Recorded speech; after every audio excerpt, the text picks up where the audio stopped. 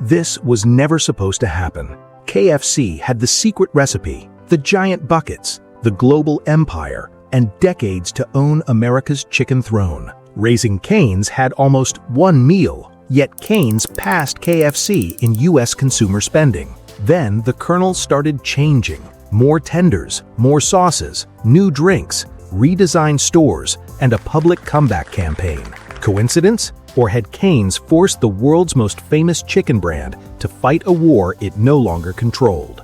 Stay to the end because one recent KFC decision may reveal who is leading this rivalry and who is desperately reacting. Choose your side now, KFC or Raising Cane's, and see whether your answer survives the next 8 minutes. Chapter 1: The Empire versus One Box. KFC did not enter this fight as an underdog. By June 2026, it operated more than 34,000 restaurants across over 150 countries, powered by heritage, 11 herbs and spices, family buckets, and enormous menu variety. Cane's began in August 1996 near Louisiana State University, after Todd Graves said banks, investors, and his professor rejected a restaurant built almost entirely around chicken fingers. But Cane's turned limitation into discipline. One core product, one recognizable box, and one signature sauce. KFC built an empire by offering more. Cane's attacked it by proving customers might trust less. Then came the number KFC could not explain away. Chapter 2: The Number That Changed the War.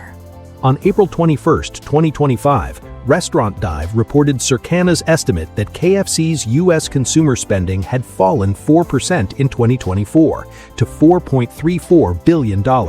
Raising Cane's spending had jumped 31%, moving it above KFC in the national ranking. The humiliating detail was reach. KFC still reached 29% of buyers compared with Cane's 24%. Yet Cane's generated more spending from fewer customers. This was not Cane's becoming bigger worldwide, it was more dangerous. Cane's beating KFC inside America on momentum, loyalty, and sales productivity. The old question, can a one-product chain survive, had reversed. Now people asked, why can't the world's most famous chicken chain stop it? Chapter 3: Why Less Became More Dangerous. The answer begins behind the counter. At Cane's, nearly every order follows the same tunnel: chicken fingers, fries, toast, slaw, sauce, and a drink. Fewer ingredients means simpler training, tighter purchasing, faster decisions, and a more repeatable experience. But the real advantage is psychological. Cane's never asked customers what the brand stands for.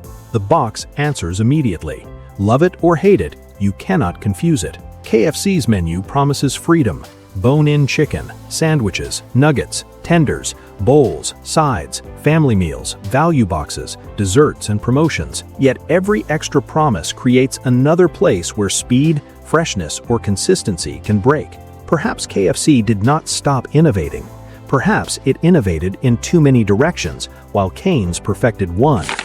Chapter 4: KFC Fired the First Public Shot. The first public counterattack arrived on October 14, 2024. KFC announced original recipe tenders with what it called a battle cry to tenders rivals.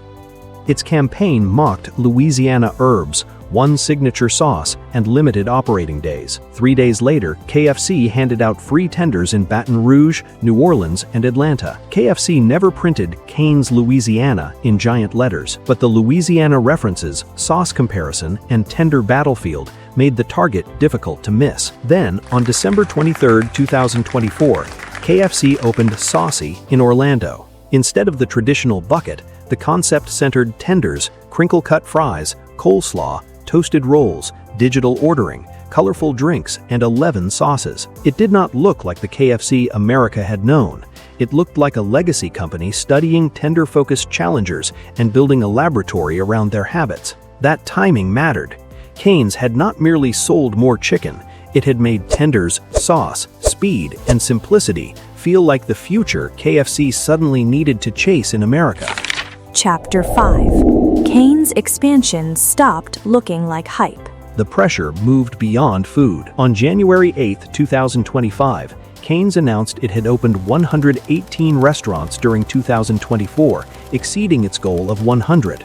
On March 19, 2026, it opened its 1,000th restaurant on Hollywood Boulevard. The concept banks dismissed for having too little had scaled without abandoning its narrow promise. KFC made a symbolic move of its own. On February 18, 2025, Yum! Brands announced KFC's U.S. corporate employees would relocate from Louisville, Kentucky to Plano, Texas. The official reason was collaboration and growth. Kentucky Fried Chicken was moving its U.S. headquarters out of Kentucky while searching for recovery. Then KFC stopped hiding the crisis. Chapter 6. The Colonel admitted he needed a comeback. On July 14, 2025, KFC officially declared its comeback era. Its U.S. president acknowledged the latest fried chicken rankings, said the Colonel would be unhappy with its market share, and asked customers to give the brand another chance. The campaign even offered a free bucket with a qualifying online purchase. That was not outside criticism. KFC itself was admitting the throne had become contested. Chapter 7. The June 2026 Reinvention. On June 15, 2026, the response became global. KFC announced more boneless chicken, dipping and dunking, over 20 sauces, the Quench beverage platform, refreshed branding, and modern restaurants. An open concept location was planned for McKinney, Texas. KFC said consumers wanted personalization, snacks, drinks, and chicken designed for how people eat today. Reasonable, but it also described the battlefield Cane's had prepared for decades: portable boneless chicken, sauce rituals, operational focus, and younger customers. Cane's did not create every trend. Wingstop, Chick-fil-A, Popeyes, and the wider tender boom also pressured KFC. And KFC showed life, including 2% U.S. same-store sales growth in the third quarter of 2025 after a long negative run. But recovery does not erase who changed the terms of battle. Globally, KFC remains the giant. In the modern American chicken war, Cane's Raisings has already won the argument. It proved that focus can overpower variety, consistency can challenge heritage, and a menu that looks too small can make a global empire look too complicated. So did Cane's destroy KFC? No, it did something more impressive. It forced KFC to change its chicken, sauces, stores, messaging, and the way it imagined its future. Now make the final call. Is KFC genuinely taking back the throne or reacting years too late to the rival that exposed its weakness? Subscribe to Production Pathway for the next food brand investigation, because the most dangerous competitor is not always the one that destroys your empire. Sometimes it is the one that forces your empire to admit the old strategy stopped working.